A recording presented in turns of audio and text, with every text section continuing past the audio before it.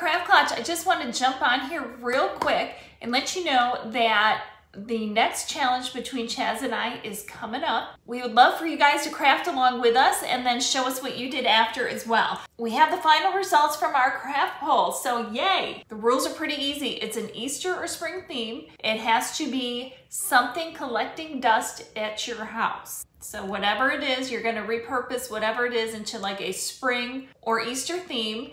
And then it has to be painted. Paint has to be included in how you do it, and then you can use other stuff that's in your craft room. Those are the rules, and we would love for you guys to craft with us, and we're gonna figure out how to share those pictures and stuff after it's done. So we'll let you know that when the challenge goes live.